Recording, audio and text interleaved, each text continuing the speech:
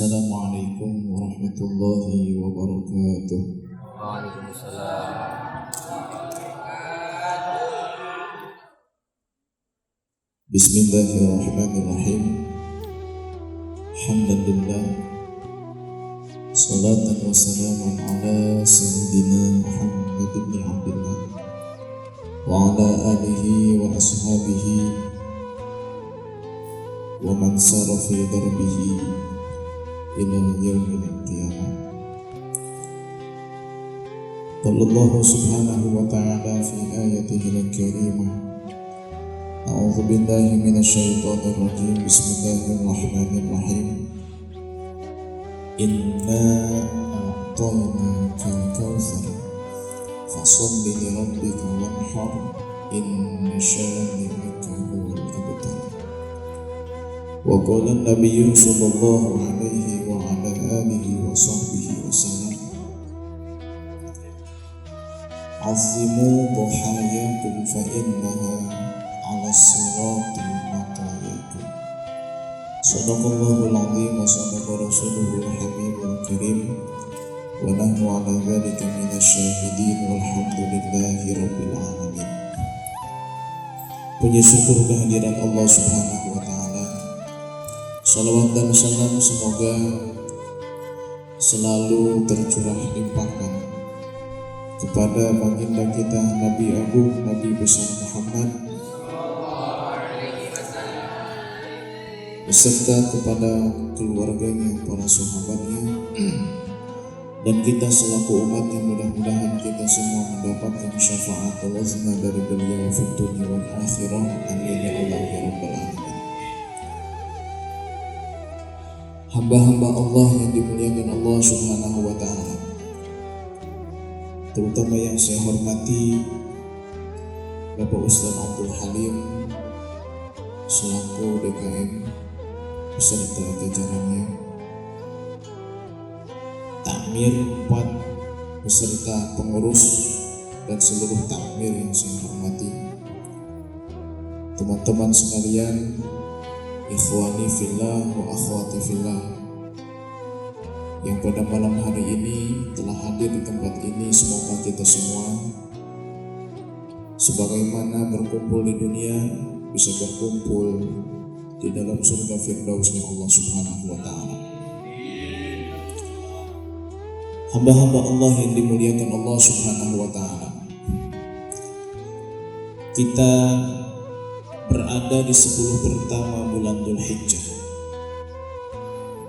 Allah subhanahu wa ta'ala di dalam Al-Quran bersumpah dengan menyebut 10 malam, seraya ia berfirman, wa layalin ashr, demi malam-malam yang 10. Mayoritas ahli tafsir berpendapat bahwa yang dimaksud malam yang 10 di dalam ayat ini adalah Ashrul Dzulhijjah, 10 pertama bulan Dzulhijjah. Tidaklah Allah bersumpah dengan menyebut nama makhluk, melainkan makhluk itu mulia di hadapan Allah, melainkan makhluk itu agung di hadapan Allah, melainkan makhluk itu istimewa di hadapan Allah. Allah bersumpah dengan menyebut malam yang 10, berarti malam yang 10 ini adalah malam yang agung, malam yang istimewa, malam yang utama. Bahkan disebutkan di dalam sebuah hadis riwayat Imam Atha bin Rabbah dari Sayyidatuna Aisyah radhiyallahu anha,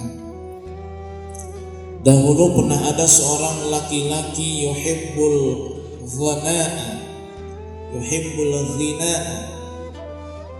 senang musik. Apabila telah tiba hilal bulan Dzulhijjah, asbaha shaiman, maka laki-laki ini pun berpuasa. Setiap tahun dia lakukan hal yang sama. Tiap datang bulan Dzulhijjah dia berpuasa, tiap melihat hilal Dzulhijjah besok harinya dia puasa. Padahal sepanjang tahun dia terjerumus dalam jurang kemaksiatan, senang terhadap musik-musik. Antum tahu sendiri musik Arab itu seperti apa. Kemudian sampailah berita itu kepada Nabi SAW. Dan laki-laki itu pun dipanggil oleh Nabi. Dia pun menghadap kepada Nabi SAW. Kemudian Nabi bertanya kepadanya, ma hamalaka ala dzalik, apa yang mendorongmu berpuasa di bulan haji? Laki-laki itu berkata, li'annaha ayyamul masyair wal hajj, aku berpuasa di bulan haji karena bulan haji adalah bulannya ibadah haji. Dan aku ingin masuk dalam doa orang-orang yang melaksanakan ibadah haji. Meskipun aku tidak melaksanakan ibadah haji, tapi aku berpuasa, merasakan letih, lapar, haus, seperti apa yang dirasakan oleh para jamaah haji di tanah suci. Rasul sallallahu alaihi wasallam menjawab, Rasul sallallahu alaihi wasallam mengukuhkan amalan laki-laki itu merupakan amalan yang tidak salah. Rasul tidak mengatakan itu bid'ah karena aku tidak memberikan contoh. Rasul tidak mengatakan ini sesat karena aku tidak kasih contoh. Tapi Rasul berkata, saumuka, puasa, fi yaumin, dalam satu hari, min Dzulhijjah, di bulan Dzulhijjah, ya'dilu itqa raqabatin, ya'dilu itqa mi'ati raqabatin, sebanding dengan memerdekakan 100 hamba sahaya. Wa ya'dilu mi'ata farasin tahmilu alaiha fisabilillah, dan sebanding dengan 100 ekor kuda yang kau bawa jihad fisabilillah. Wa ya'dilu mi'ata badanatin tuhdiha, dan sebanding dengan 100 ekor unta yang kau sedekahkan karena Allah. Fa idza kana yaum tarwiyah, apabila tiba hari tarwiyah, falaka alfu itqi raqabatin, maka kamu mendapatkan pahala 1000 memerdekakan hamba sahaya. Wa alfu badanatin tuhdiha, dan kamu mendapatkan 1000 unta, pahala 1000 unta yang kau sedekahkan di jalan Allah. Walaka alfu farasin tahmilu alaiha fisabilillah, dan kamu mendapatkan pahala 1000 ekor kuda yang kamu giring menuju medan perang fisabilillah. Faida kana yaumu arfah, faida kana yaumu arfah, maka apabila telah tiba hari Arfah, falaka alfu alfai raqabatin, maka kamu mendapatkan pahala 2000 hamba sahaya yang kamu perdekakan karena Allah. Walaka alfu alfai, dan kamu mendapatkan 1000, dan kamu mendapatkan 2000 daripada unta yang kamu sedekahkan di jalan Allah. Walaka alfa, dan kamu mendapatkan alfa 2000 ya. Dan kamu mendapatkan alfa farasin tahmilu alaiha fisabilillah, dan kamu mendapatkan pahala 2000 kuda yang kamu giring di jalan Allah. Maka laki-laki itu pun terus berpuasa setiap tahun tatkala masuk bulan Dzulhijjah. Di dalam hadis ini berarti ada sebuah pelajaran penting bagi kita. Tidak segala sesuatu yang tidak dilakukan Rasul itu adalah bid'ah. Bukan segala sesuatu yang tidak ada contoh dari Rasul itu adalah bid'ah. Buktinya sahabat itu berpuasa di bulan Dzulhijjah padahal Nabi tidak mencontohkan. Buktinya sahabat itu beribadah kepada Allah dengan menahan lapar dan haus padahal Nabi tidak menyuruhnya. Dia berinisiatif dari lubuk hati yang terdalam, merasa penuh dosa, bergelimang maksiat, tapi ada hati kecil dalam hatinya yang bersih, dia ingin mendapat ampunan dari Allah dan ingin masuk ke dalam doanya jamaah haji di Baitullah. Para hadirin hadirat, hamba-hamba Allah yang dimuliakan Allah Subhanahu wa Ta'ala, maka kita harus tahu tentang keutamaan ini, tentang keagungan 10 pertama bulan Dzulhijjah. Jangan sampai kita lalai di dalam mengingat Allah, jangan sampai kita lalai di dalam menyebut asma Allah, jangan sampai kita lalai dari memuji Rasulullah Sallallahu Alaihi Wasallam, jangan sampai kita melaksanakan aktivitas sehari-hari sebagaimana biasa tanpa memperhatikan dan memperdulikan betapa agungnya 10 pertama bulan Dzulhijjah. Allah Subhanahu wa Ta'ala memberikan 10 kepada 5 orang nabi. Kepada Nabi Adam alaihi salam, ketika Nabi Adam alaihi salam diciptakan oleh Allah dan diletakkan di dalam surga. Ketika Nabi Adam sedang tidur, Allah Subhanahu wa Ta'ala menciptakan istri Adam, yaitu ibunda Hawa, dari tulang rusuk Nabi Adam yang paling bengkok. Ketika Nabi Adam bangun dari tidur, ia melihat sosok perempuan. Kemudian dia berkata kepada perempuan itu, "Liman anti, untuk siapa kamu hai perempuan?" Maka ibunda Hawa menjawab, "Ana laki, aku diciptakan untukmu hai Adam." Ketika Nabi Adam ingin menyentuh Nabi Siti Hawa, maka kata Siti Hawa, "Uffa ya Adam, tahan dulu wahai Adam." Allah Subhanahu wa Ta'ala berkata, "Mah ya Adam, tahan dulu wahai Adam, hatta tu'addiya mahroha, sehingga kamu membayar mas kawinnya." Kata Nabi Adam, "Wa ma mahruha, apa mas kawinnya?" Kata Allah, "Tusalli ala Muhammadin asra, bersalawat kepada Nabi Muhammad sallallahu alaihi wasallam 10 kali." Maka Nabi Adam menikah dengan Siti Hawa dengan membaca mas kawin salawat 10 kali. Kira-kira di sini ada ukti yang belum menikah? Bang Ridho, kalau mas kawinnya 10 kali baca salawat? Diam. Yang jauh sebelah sini. Ridho tidak? Gak ridho berarti, karena diamnya perempuan itu tanda setuju, berarti ridho. Subhanallah. Kemudian yang kedua, Allah memberikan 10 kepada Nabi Ibrahim. Di dalam surah Al-Baqarah Allah berfirman, "Wa idzibtala Ibrahim rabbuhu bikalimatin fa'atammahunna." Dan ingatlah wahai Muhammad, tatkala Allah Subhanahu wa Ta'ala menyuruh Ibrahim dengan 10 kalimat, maka Ibrahim pun menyempurnakannya. 10 perintah Allah atas Nabi Ibrahim. Yang pertama adalah menyisir rambut dengan cara dibelah 2. Yang kedua, siwak. Yang ketiga, kumur-kumur. Yang keempat, istinsyak, memasukkan air ke dalam lubang hidung. Kemudian yang kelima, qasus syarib, menyukur atau memotong kumis. Kemudian 5 yang lainnya adalah natful ibti, mencabut bulu ketiak. Kemudian halqul anah, menyukur bulu kemaluan. Kemudian yang ketiga, khitan. Yang keempat, taklimul adhafir, memotong kuku. Dan yang kelima, takhlilul asabi, menyela-nyela jari tangan ataupun jari kaki. 10 hal Allah berikan kepada Nabi Ibrahim. Allah pun berikan 10 hal kepada Nabi Syu'aib alaihi salam.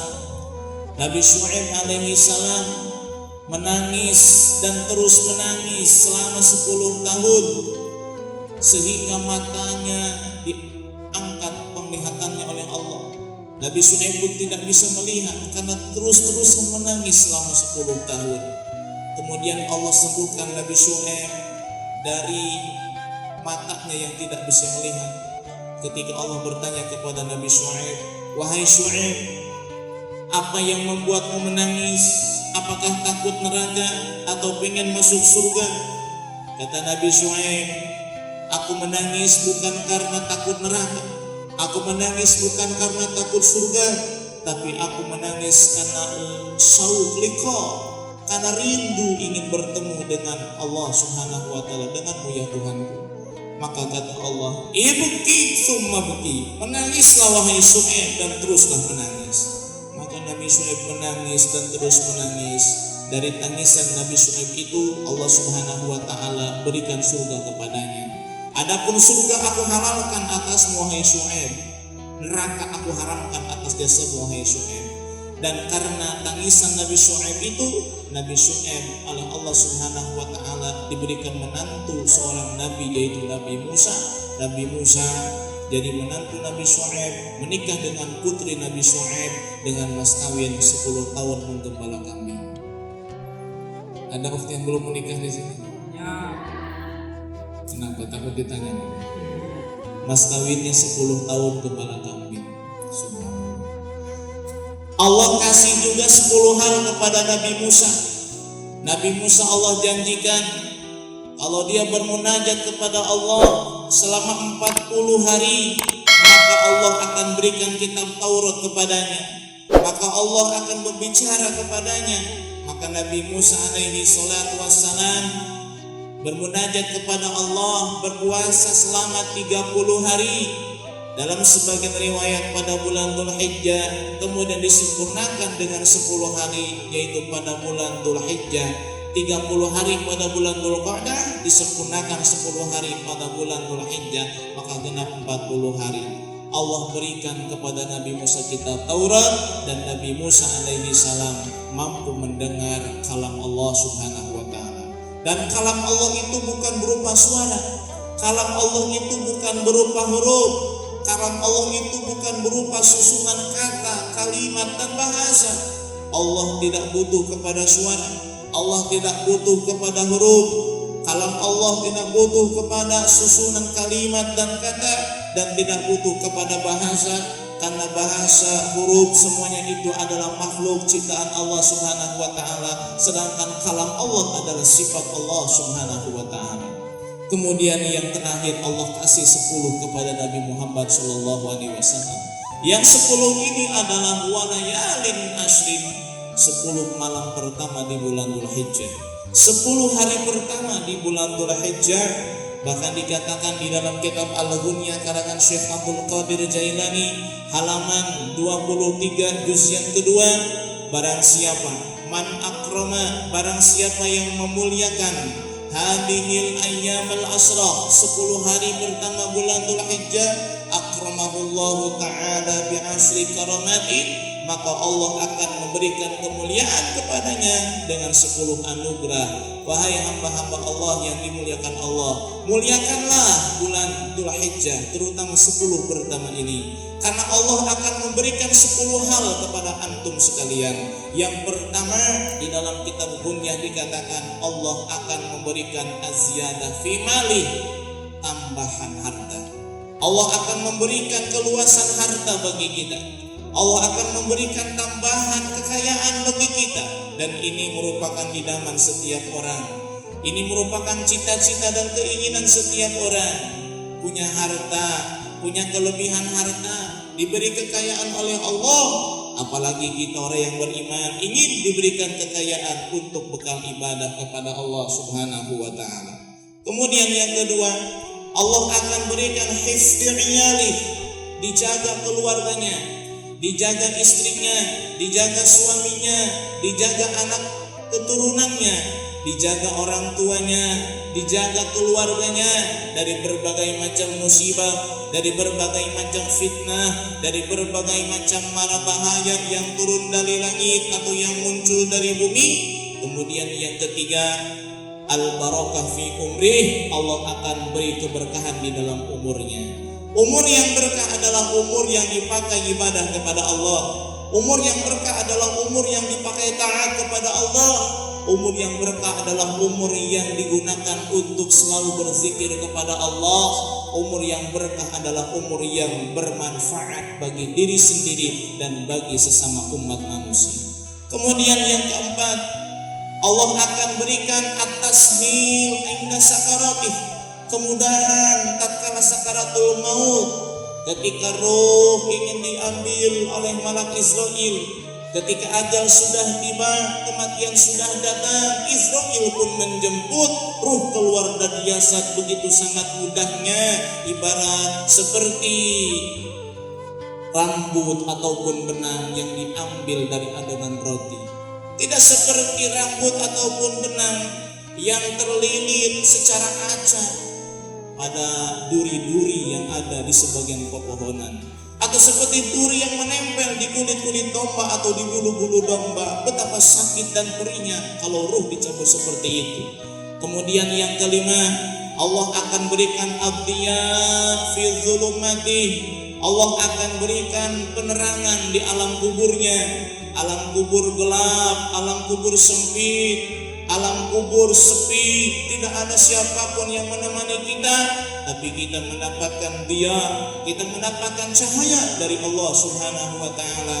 Kemudian yang keenam, Allah akan takfir bisaiati, hapuskan seluruh kesalahannya.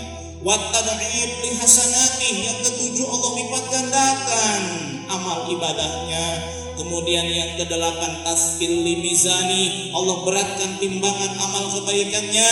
Yang kesembilan, an-najah min darokati, Allah selamatkan dari api neraka. Yang kesepuluh, as-su'ud fi darajati, Allah tinggikan derajatnya di dalam surga. 10 anugerah Allah ini akan Allah berikan kepada siapa saja yang memuliakan 10 pertama bulan Dzulhijjah. Dengan cara apa? Dengan cara puasa, dengan cara menutup aurat, dengan cara matikan, jauhkan, buang tayangan-tayangan kafir yang ada di rumah kita, program-program kafir yang ada di rumah kita. Buang jauh-jauh sistem-sistem yang dibuat oleh kafir di dalam amalan kita, di dalam pergaulan kita, di dalam busana kita, di dalam ucapan kita, di dalam perilaku kita, di dalam pola pikir kita. Buang itu jauh-jauh untuk memuliakan 10 pertama bulan Dzulhijjah.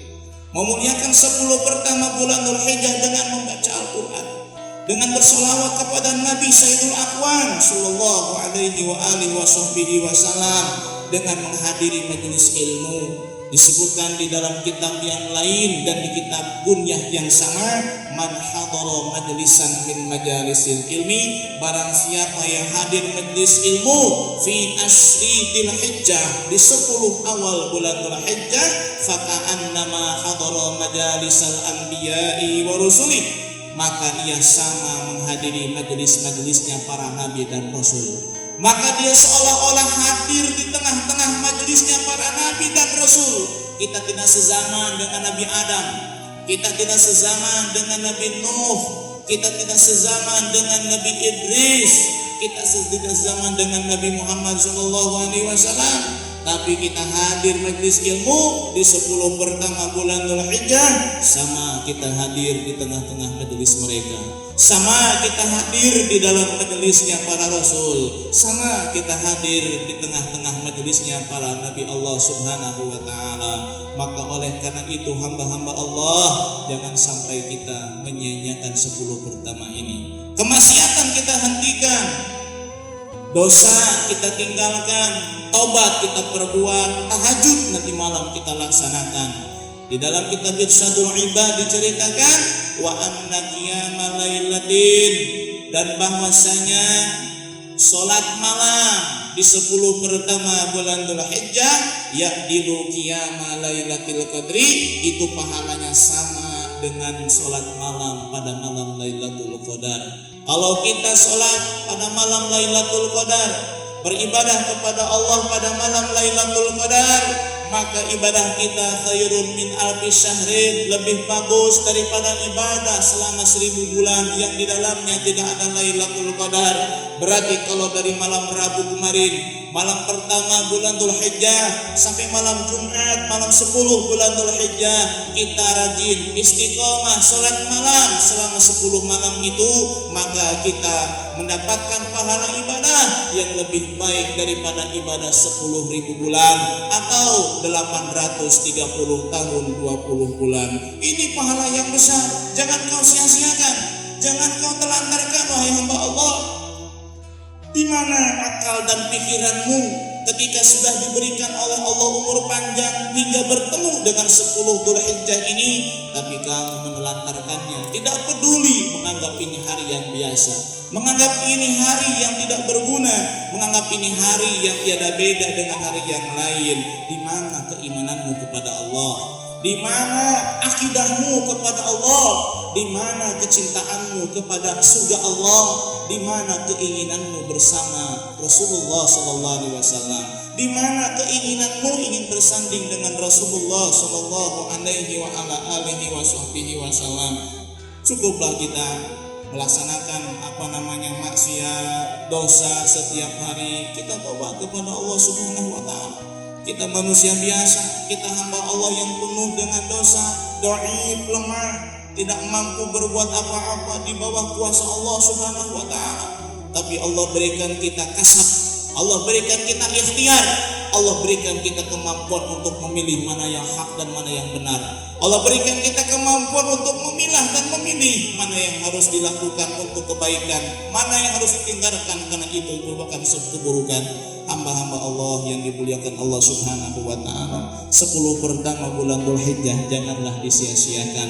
Apalagi bagi di antara kita yang diberikan kelebihan rezeki oleh Allah Subhanahu wa taala, janganlah tidak melaksanakan ibadah kurban. Janganlah tidak melakukan ibadah udhiyah, karena ibadah ini adalah salah satu ibadah bukti kecintaan hamba kepada Allah. Berani tidak mengorbankan uang 3 juta beli seekor kambing untuk ibadah kepada Allah. Jangan sampai berani beli sepeda harga 7 juta, kambing 3 juta nggak kebeli. Jangan sampai berani beli kuota setiap hari 100.000, setiap hari 100.000, habis pakai main ML atau ML. Tapi 3 juta buat kami tidak kebeli. Kenapa? Mana letak kecintaanmu kepada Allah?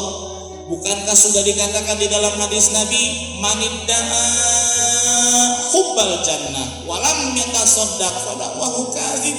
Orang yang mengaku cinta kepada surga, orang yang mengaku ingin masuk dalam surga tapi tidak bersedekah, tidak berinfak, maka pengakuannya adalah dusta, maka pengakuannya adalah bohong.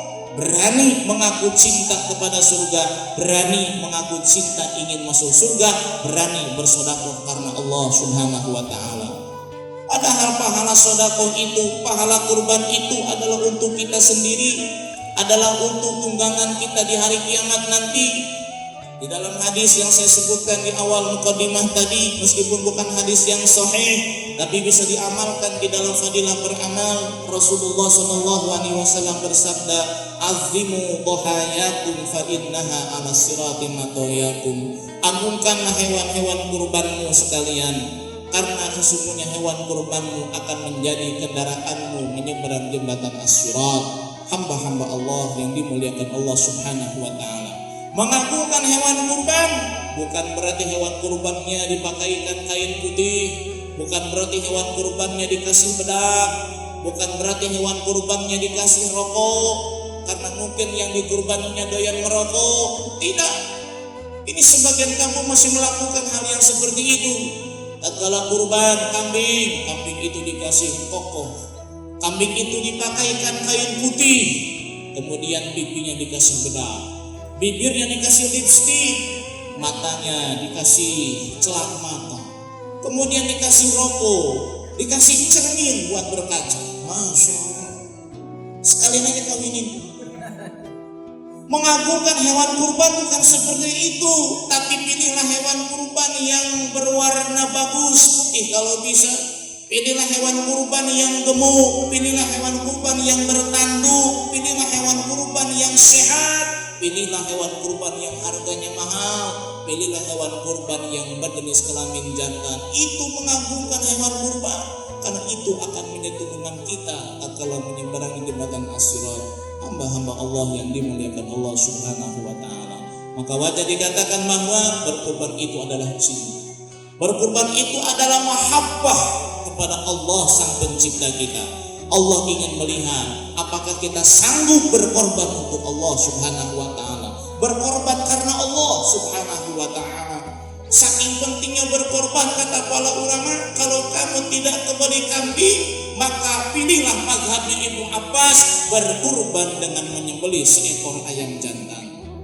Berkurban menyembelih seekor ayam jantan, pilihlah mazhab Ibnu Abbas. Kalau memang kamu gak kebeli kambing-kambing aja, kalau kamu gak punya uang total, fakir dan miskin, minimal sembelih ayam jantan, tapi punya sendiri, jangan punya orang.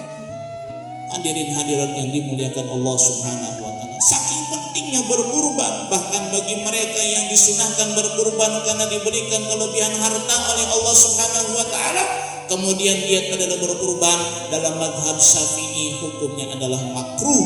Dalam mazhab Syafi'i itu adalah dibenci. Dalam mazhab Syafi'i itu adalah perkara yang tidak dianjurkan. Mampu berkurban tapi tidak berkurban, itu hukumnya adalah makruh. Ikhwani wa akhwati yang dimuliakan Allah Subhanahu wa taala, hendaklah kita sadar, hendaklah kita mengerti, kita bukanlah siapa-siapa. Kita hanyalah makhluk yang digerakkan oleh Allah, yang disesuaikan dengan apa yang kita perlukan untuk menuju kepada keridhaan Allah Subhanahu wa taala, yang difasilitasi oleh Allah Subhanahu wa taala. Untuk kita pakai fasilitas itu demi menggapai keridhaan Allah dan surga Allah Subhanahu wa taala. Jangan sampai kita melalaikan Allah, jangan sampai kita melalaikan Rasulullah sallallahu alaihi wa alihi wasallam, terutama di 10 awal bulan Dzulhijjah. Umumnya adalah di bulan-bulan haram yang akhirnya adalah bulan Dzulhijjah, apalagi di bulan-bulan yang memang secara khusus kita harus memuliakannya. Di dalam kitab Qutul Qulub dikatakan, inna min alamati syaqawatil mar'i, di antara sebagian tanda celakanya seorang manusia adalah dia melakukan perbuatan dosa dan maksiat di bulan-bulan yang dimuliakan oleh Allah, di bulan Muharram, di bulan Dzulhijjah, Dzulqa'dah dan bulan Rajab, bulan yang istimewa, tapi dia bermaksiat kepada Allah. Itu merupakan tanda bahwa dia adalah orang yang celaka. Waliyadzubillah. Wa min alamati sa'adatil mar'i, dan di antara sebagian tanda kebahagiaan seorang hamba bahwa dia bisa melaksanakan ibadah dan ketaatan kepada Allah di bulan-bulan yang dimuliakan oleh Allah Subhanahu wa taala.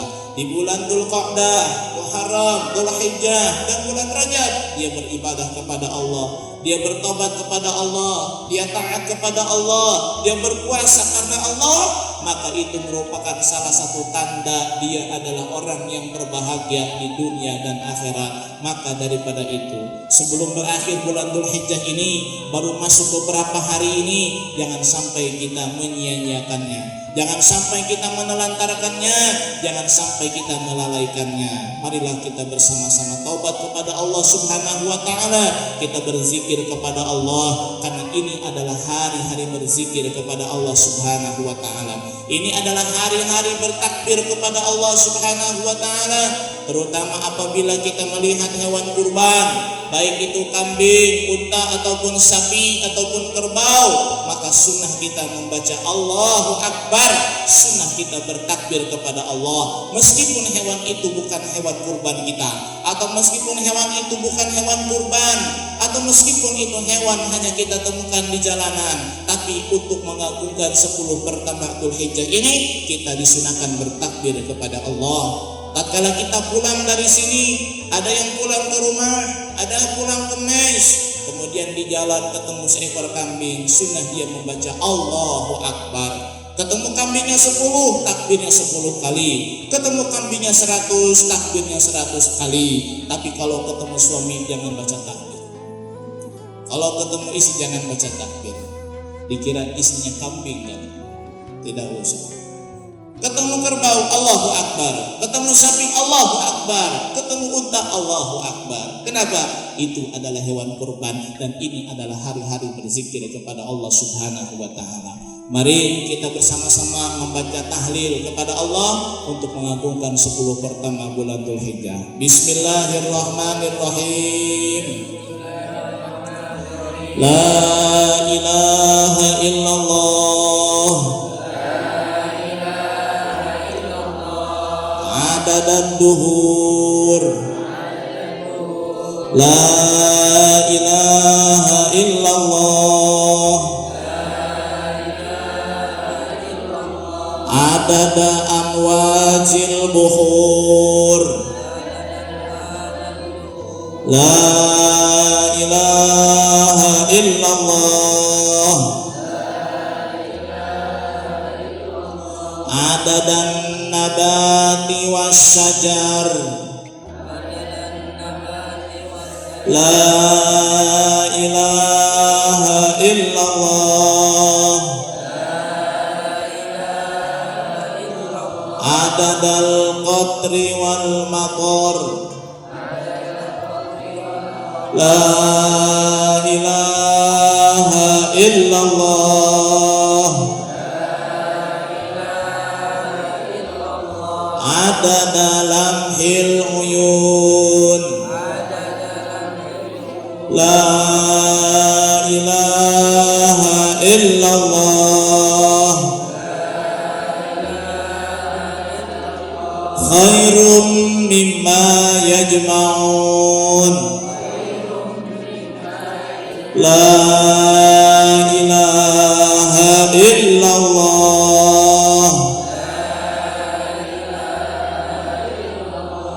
min yaumina hadza ila yaumi yunfakhu fis-sur. Yunfakhu fis-sur. Allahumma shalli ala Muhammadin. Mata salatil uyunu bin nazar wa tazakhrafatil araduna bil matar wa hajja hajjun wa tamar wa labba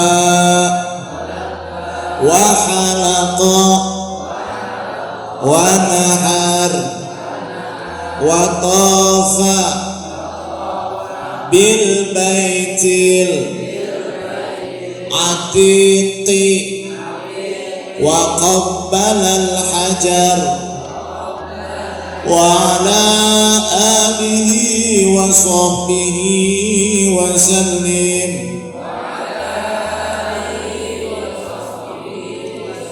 Al-Fatihah. أعوذ بالله من الشيطان الرجيم. بسم الله الرحمن الرحيم. الحمد لله رب العالمين الرحمن الرحيم مالك يوم الدين. إياك نعبد وإياك نستعين. اهدنا الصراط المستقيم صراط الذين أنعمت عليهم غير المغضوب عليهم ولا الضالين.